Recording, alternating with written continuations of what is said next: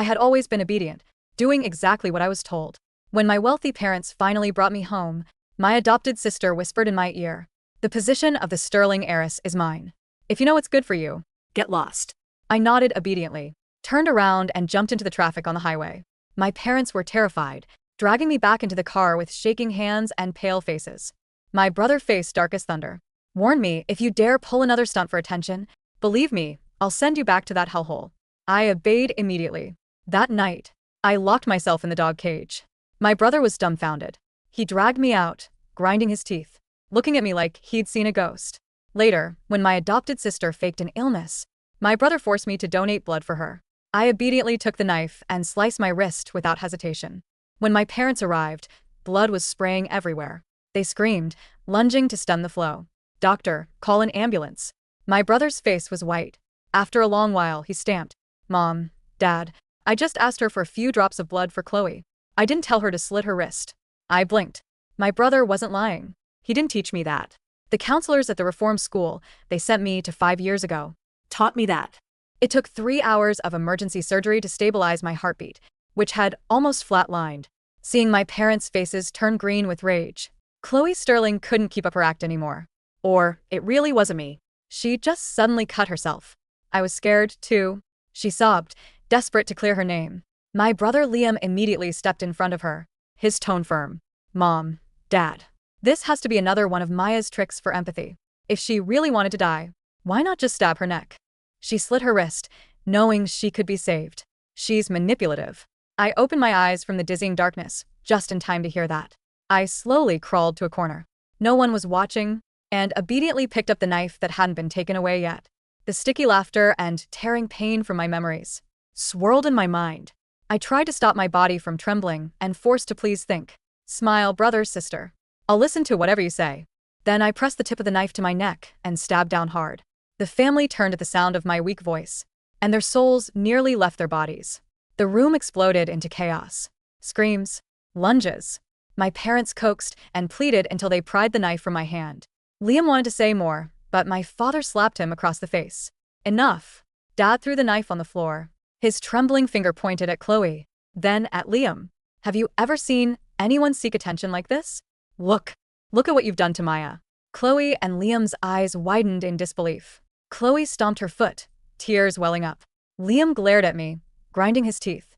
"Maya, just you wait. If you make Chloe upset, I won't forgive you." I shrank behind my mother, eyes full of fear. My body reacted faster than my mind.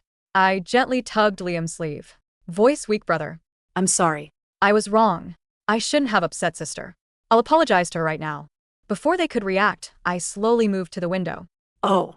Opened it, and under everyone's shocked gaze jumped. Silence for a second. Then a piercing scream tore through the room. "Maya!" My parents stumbled to the window. My mother looked down once and collapsed, painting on the spot. My father scrambled to find a doctor, tripping over himself. Liam and Chloe stood frozen, completely dumbfounded. Wind rushed past my ears. A warm wetness spread beneath me, followed by shattering pain. Consciousness faded, and I slowly closed my eyes. That night, the fake medical records were slammed at Chloe's feet by my father. Chloe's feigned illness and Liam forcing me to donate blood were exposed. Chloe's tears fell instantly. She gasped for air between sobs. "Mom, Dad, I'm sorry. I was just so scared. Maya treated me so badly before. I didn't know if she really changed. So I just wanted to test her. I didn't mean to fake being sick." She grabbed clothes from her closet and stuffed them into a suitcase. "I know I was wrong. I'll move out now so I don't annoy you." Liam rushed to stop her, raising his voice. "Mom, Dad, you hear that? Chloe is just insecure. You know how badly Maya bullied her back then?" He glanced at my room, his tone getting agitated. "Did you forget what Maya was like? Arrogant, spoiled, wild. She went to learn manners for 5 years and completely changed. Who believes that? Does a normal person slit their wrist and jump out a window over a few words? She's ruthless to herself, which means she's scheming. I say her acting skills just leveled up." "Shut up." Dad shouted him down. My parents glared at him, but his words had planted a seed of doubt. From that night on, everyone looked at me with scrutiny, with my parents' tacit approval. Chloe's tests escalated, but when she poured a bucket of ice water over my head, I stood still, even smiling up at her apologetically. When she deliberately put seafood, which I'm allergic to, in my bowl, I whispered thanks and ate it all. Watching the rash spread rapidly across my neck, Chloe lost patience. She grabbed a handful of sleeping pills and shoved them into my mouth. Swallow it. Aren't you obedient? Let's see how long you can keep up the act. Dad paused, looking like he wanted to speak. Mom hesitated, reaching out a hand, then looked away. Liam stood by with his arms crossed, enjoying the show. They were waiting for the old, spoiled Maya to smash plates and throw a tantrum. Even Chloe tensed up. But I didn't fight back. I opened my mouth obediently and swallowed the pills. Chloe froze for a second, then her face went white. She lunged at me, fingers jamming into my throat. Are you crazy? Spit it out. Spit it out, Maya. Those are sleeping pills. You could die.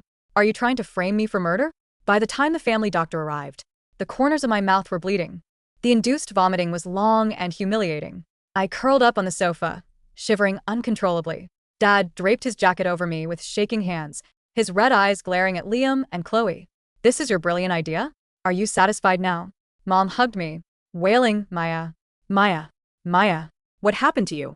I just stared blankly at the ceiling light, unresponsive. After fainting that day, I had a long nightmare. In the dream, Chloe would scratch her own arm when my parents walked by, then cry into their chests. Maya hit me again. She would jump down the stairs when she saw Liam coming, then point at me tearfully. Maya pushed me. Whenever my family hesitated, she would choke up. Since Maya still can't accept me, let me leave. I'll survive on my own. In the dream, I was still the old Maya who couldn't stand being wronged. Every time I was framed, I would scream and defend myself. Over time, I looked like the crazy one, until the final straw. Chloe locked herself in her room and set it on fire to frame me. After being rescued, she insisted I started the fire. I went mad with rage and attacked her. And my family finally ran out of patience. They wouldn't listen to a word of my explanation. They personally handed me over to the traffickers, posing as a wilderness therapy camp, brainwashed by the smooth talkers. They quickly bought the pitch about learning discipline. They signed a 5-year contract to straighten me out. When I woke from the nightmare, a psychiatrist's face filled my vision. I was surprisingly cooperative. Maya, she asked softly, can you tell me why you don't fight back or even hurt yourself when others do things to you? I blinked. My voice was natural. Because only if I'm obedient enough, I won't get beaten. The sticks, the torn clothes, the dark cellar. I had tasted the price of disobedience. Enough. The doctor stared at me, speechless. After a while, she tried again. But you're home now, Maya. There are people who love you here. No one will hit or bully you. I tilted my head curiously. No one bullies me. Does sister pouring water on me and shoving pills down my throat count as bullying? Does brother forcing me to give blood count as bullying? Or like mom and dad? I leaned closer and whispered, 1 second. They're hugging, me crying. But the next, even seeing everything Chloe did, they just watched because they thought I was acting. They even think I'm sick and hired you. Does that count as bullying? I stared at her, enunciating every word. Doctor, disobedience leads to death. I used to have friends like me, but they're gone now because they weren't obedient enough and were beaten to death. The doctor's hand froze in midair. Her face went pale. She repeated every word I said to my parents. The final diagnosis? Severe PTSD, with extreme submissive behavior and emotional dissociation. After the doctor left, my parents locked themselves in the study for a whole day, until Liam kicked the door open. After Liam kicked the door in, a massive argument erupted. From then on, my parents treated me with terrifying caution. At dinner, I always ate first. Mom would blow on the soup to cool it before feeding me. Dad dug out old photo albums, showing me page by page. Look, Maya. Your 3rd birthday. Your first dance recital. You were so cute. Liam walked by, sneered, and stopped. Great acting. Just playing the victim to push Chloe out, right? This actor makes me sick. My gaze fell on a photo of me and Liam. He used to be so good to me that I dared not recall when it changed. What brought me back was the sound of a slap across Liam's face. My parents finally snapped. Chloe rushed over, clinging to my parents' arms. Voice soft, Mom. Dad, don't be mad. Liam just has a temper. He didn't mean it. We'll get along with Maya. I promise. She paused as if remembering something. By the way, isn't there a gala next week? I remember Maya loved dancing. I'll take her. Maybe it'll cheer her up. My parents looked at the smiling little girl in the photo album. After a long silence, they nodded. At the gala, Chloe grabbed my hand the moment we arrived. Come on, let's pick the prettiest dress in the back. I followed obediently, letting her drag me away from the crowd. By the pool, she stopped and whispered viciously in my ear. You think playing the obedient pet will steal everything from me? Dream on, Mom. Dad and Liam love me. Only me. She smirked cruelly. Wanna bet? If I win, you leave the Sterling family and never come back? Before she finished, a force shoved me from behind. Flash. I was swallowed by the cold water. Chloe watched for a while, then jumped in herself. She screamed, Liam, help me. When Liam rushed over, he froze. He hesitated for only a second, before diving in and swimming toward Chloe. Only after he dragged Chloe to the shore did he hear the guests gasping. There's another one. That one isn't moving. She's sinking. He whipped his head around, face going white, and dove back in to fish me out. I curled up on the cold ground, coughing up water. Liam pressed his lips together, worry flashing in his eyes. The next second, Chloe's tearful sobbing cut his concern short. He looked at Chloe's red eyes, seemingly remembering something, and his face darkened again. Peel and apologize to Chloe. Look how scared she is. I wanted to nod, but my body shook uncontrollably. Seeing this, his eyes went cold. Maya Sterling, everyone knows you're a good swimmer. You won the city championship in elementary school. You're addicted to acting, aren't you? He shouted, grabbing me roughly to force me to my knees in front of Chloe. In that violent hug, I lost my balance and fell forward. That's when the prosthetic leg detached. A flesh-colored prosthetic, with its metal screws rolled across the ground. The air went dead silent. Then screams of horror erupted from the crowd. Staring at my empty pant leg, Liam's face went sheet white. He stumbled back, eyes wide with horror, and fell onto his butt. The silence was heavier than the water that dripped from my clothes. It wasn't just quiet, it was a vacuum, sucking the air out of the gala. The prosthetic lay on the marble tiles, wet and grotesque in its detachment. It wasn't a high-tech, sleek carbon fiber model. It was the cheap, heavy kind issued by state welfare, scuffed plastic, a rusted hinge, a foot fixed in a permanent, unnatural flex. I watched it roll to a stop near Liam's expensive leather shoes. My balance was gone. I lay on the cold stone, shivering, not from the cold, but from the conditioned terror that surged through my veins. I had made a scene. I had ruined the party. I had dropped a piece of my body in front of the guests. Bad Maya. Disobedient Maya. I scrambled. I didn't try to stand. I couldn't. I crawled. My hands scraped against the rough anti-slip coating of the pool deck as I dragged my body toward the leg. I'm sorry. I wheezed, my voice trembling so hard the words fractured. I'm sorry, brother. I'll pick it up. I'll fix it. Please don't be mad. Please don't send me back. I reached for the plastic limb, my fingers white and frantic. Don't look, I begged the crowd, my voice rising in hysteria. I'm sorry it's ugly. I'm sorry. Liam didn't move. He was a statue carved from ash. His eyes were locked on the stump of my leg, the scarred, mangled flesh where the knee used to be, ending in a twisted knot of skin that looked like melted wax. Maya? Liam's voice was a sound I had never heard before.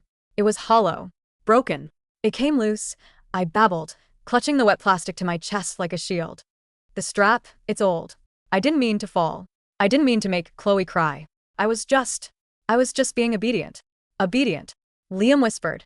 He looked at his own hands, the hands that had just shoved me, the hands that had dragged me out of the dog cage, the hands that had pointed accusingly at me for weeks. Chloe, realizing the attention had shifted entirely away from her, shrieked. EW. Oh my God. Take it away. She's doing this on purpose. She brought a fake leg to scare me. It's a prop. It has to be a prop. She lunged forward, grabbing my wet hair. Stop acting. Stand up. Chloe, don't. Liam roared. But it was too late. Chloe yanked my hair, trying to force me upright. Without the leg, I couldn't support the weight. I collapsed again, hitting my chin on the tiles. The prosthetic skittered away again. It's not a prop. The scream came from the crowd. It was the family doctor, the psychiatrist, pushing through the guests.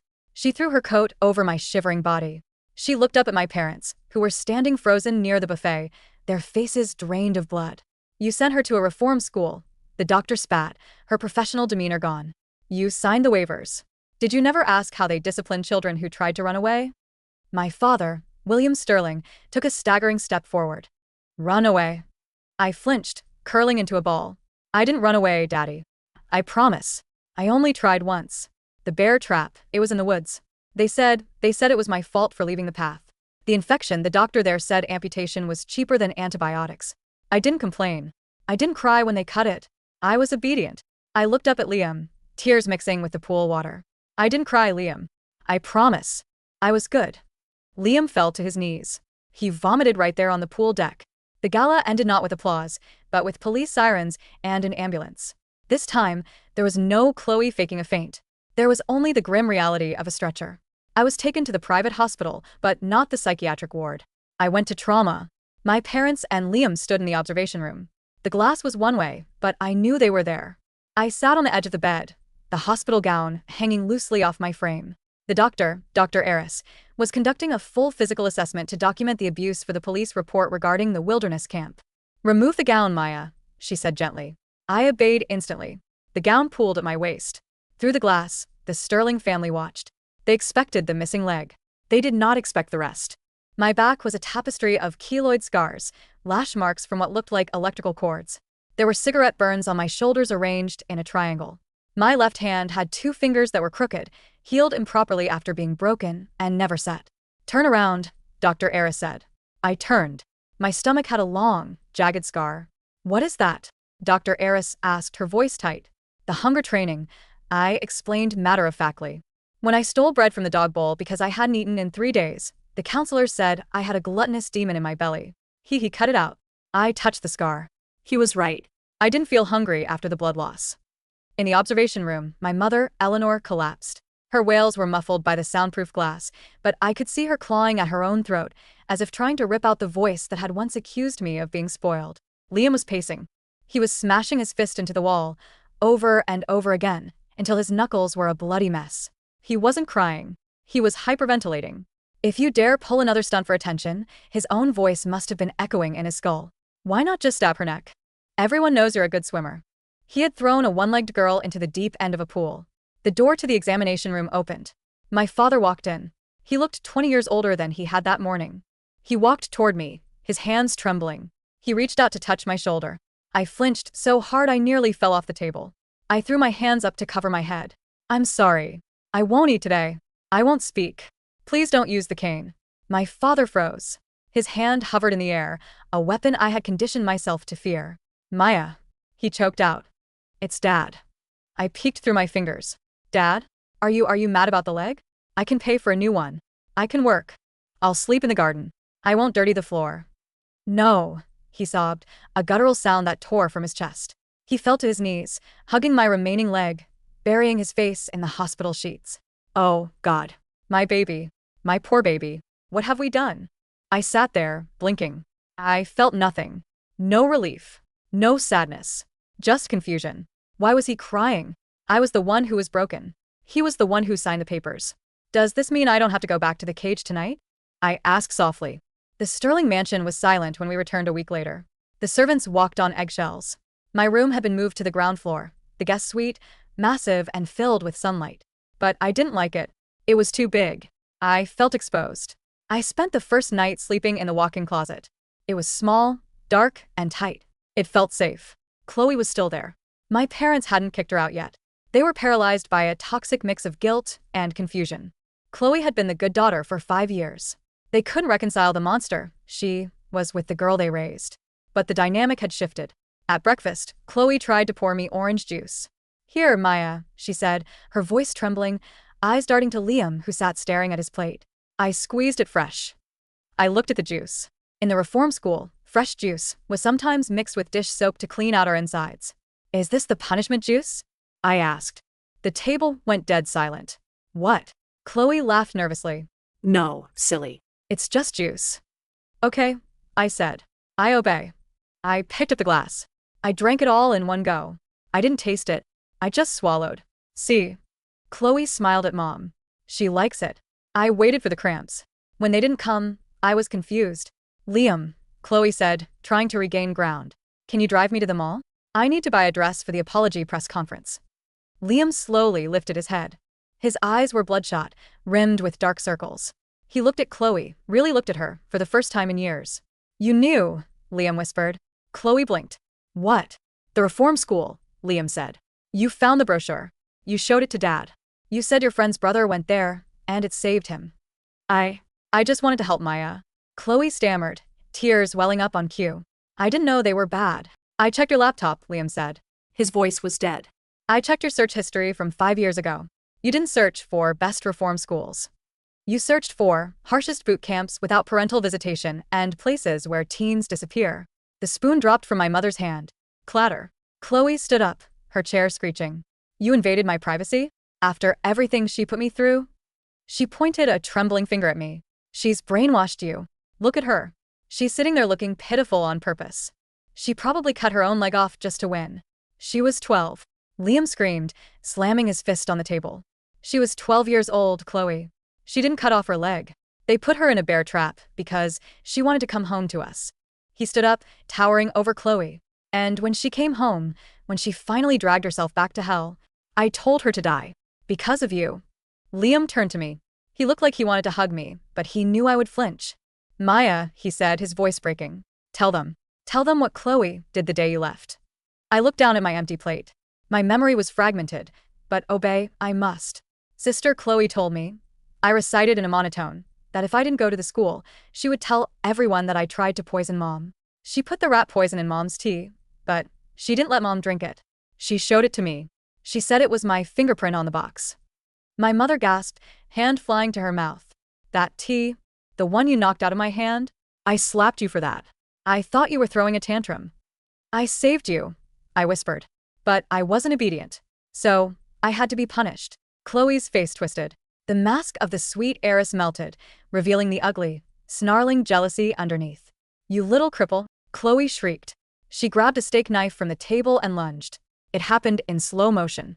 Liam moved, but he was too far. Dad was too slow. But I wasn't. 5 years of surviving in a camp where you had to fight stray dogs for food had given me reflexes. I didn't fight back. I didn't attack her. I simply dodged. I pivoted on my remaining leg, using the table for balance, and let her momentum carry her past me. She crashed into the china cabinet. Glass shattered. She fell, the knife skittering away. I immediately dropped to the floor, hands behind my head, forehead on the carpet. I didn't hit her. I yelled, hyperventilating. I didn't touch her. Check the cameras. Please, counselor. I didn't touch her. Maya, stop. Dad was crying now, rushing over to me. Stand up. You're not in trouble. But I couldn't hear him. I was back in the quiet room. I rocked back and forth. I obeyed. I obeyed. I obeyed. The police arrived 10 minutes later. Not for me. For Chloe. Liam had called them. He handed over the laptop, the fake medical records from the hospital, which he had tracked down. She had paid a corrupt nurse to forge them, and the testimony regarding the attempted assault with a knife. Chloe was dragged out, screaming and kicking. She didn't look like a sterling heiress anymore. She looked like a cornered animal. You'll regret this, she screamed at my parents. She's broken. She's defective. You're trading a diamond for a piece of trash. My mother turned away, unable to look. My father watched, his face hardening into stone. We didn't trade, Dad said quietly. We threw away the diamond because we thought it was glass. And we polished the poison because we thought it was a gem. When the door closed, the house felt empty. My parents and Liam sat in the living room. I sat on a hard wooden chair in the corner, refusing the sofa because I wasn't clean enough. We need to sue the school, Liam said, his voice raspy. We need to burn it to the ground. Already started, Dad said. I've hired the best private military contractors to secure the site so evidence isn't destroyed, and the legal team is filing charges against every staff member. But, he looked at me. Maya needs help. Real help. They looked at me. I was staring at the clock. It's 2 p.m., I said. Yes, Mom asked gently. Time for inspection, I said. I stood up and lifted my shirt. No contraband. Skin is clean. Please check. Mom buried her face in her hands and sobbed. 6 months passed. The world knew the truth. The scandal destroyed the Sterling family's reputation, but strange enough, it saved their souls. My father stepped down from the company to focus on the lawsuit against the wilderness therapy industry. He spent his fortune hunting down the people who hurt me. Liam dropped out of college. He couldn't study business while his sister couldn't sleep without a nightlight and a knife under her pillow. He spent his days learning about trauma, about physical therapy. He built a custom gym in the house for me. He tried to teach me to walk with a new, state-of-the-art prosthetic. Titanium, hydraulic knee, carbon fiber. Come on, Maya, he coaxed, holding his hands out. Just one step. I've got you. I looked at his hands. I remembered them pushing me. But I also saw the scars on his knuckles from where he punched the wall. I took a step. The hydraulics word. It felt light. Good. He smiled, tears in his eyes. You're doing great. Am I being obedient? I asked. Liam's smile faltered. No, Maya. You're being brave. There's a difference. I didn't understand the difference. Recovery wasn't a montage. It was ugly. I had night terrors where I screamed so loud I tore my vocal cords. I hoarded food under my mattress until it rotted, attracting ants. When Mom tried to clean it, I bit her. I expected to be beaten. I curled up, waiting for the blow. Instead, Mom bandaged her hand, then sat on the floor with me. "It's okay," she said, though she was pale with pain. "I know you're scared you'll starve. We'll leave a basket of non-perishable food here. Okay? Granola bars. They won't rot." She didn't hit me. That was the scariest part. The anticipation of pain was worse than the pain itself because the pain never came. It kept me on edge. Chloe escaped conviction on the attempted assault due to a mental breakdown plea, but the fraud charges stuck. She was in a juvenile detention center, but not for long. She was 18 now. She was transferred to a minimum security prison. I went to visit her once. Liam drove me. He didn't want me to go, but I insisted. I needed to see. I sat behind the glass. Chloe looked thin. Her hair was dull. She wore a gray jumpsuit. She glared at me. "You look good," she sneered. "Expensive leg." "It costs $80,000, I said. "You came to gloat?" "No," I said. "I came to ask a question." What? Why? I asked. "I shared my toys with you. I gave you my room when you first arrived because you were scared of the dark. I loved you." Chloe leaned forward, her breath fogging the glass. "Because you were the sterling heiress. You existed. As long as you were there, I was just the charity case. The adopted one. I needed you gone to be real. You took my leg," I said. "And you took my life." She hissed. "I'm in here because of you." I looked at her. I realized she hadn't changed. She was just as broken as I was, but her pieces were sharp and aimed outward. Mine were aimed inward. "No," I said, standing up.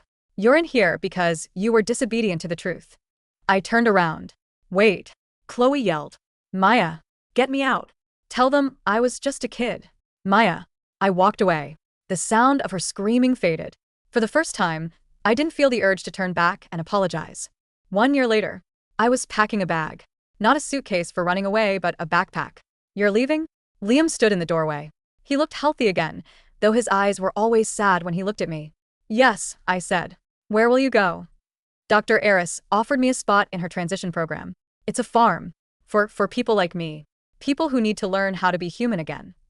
"We can hire the best doctors here," Liam pleaded. "Mom and Dad, they're trying so hard. Dad learned to cook. Mom threw away all the alcohol." "I know," I said.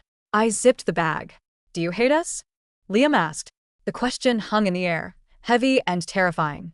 I looked at my brother. I looked at the hallway where my parents were waiting, looking fearful. "I don't hate you," I said honestly. "But I can't heal here." "Why?" I tapped my prosthetic leg. "Because every time you look at me, you see this. You see your guilt. And every time I look at you, I see the people who let it happen." I walked over to him. I was tall now. I stood straight. I can't be obedient Maya anymore. And I can't be victim Maya either. I need to find out who Maya is when no one is watching. I walked past him, down the stairs. My parents were there. Mom was crying silently. Dad held out a credit card. Take it, he said. Please. Anything. I took it. Not because I was greedy, but because I was practical. I needed money to survive. "Thank you," I said. "Will you come back?" Mom asked, her voice a whisper. I opened the front door. The sun was shining. It was bright, blindingly so. "I don't know," I said. I stepped out onto the porch. The world was big. It was scary. There were no walls, no cages, no counselors. I took a deep breath. "Turn left," a voice in my head said. "Order." "No," I whispered to myself. I turned right. For the first time in my life, I didn't know where I was going. And it was the most beautiful feeling in the world.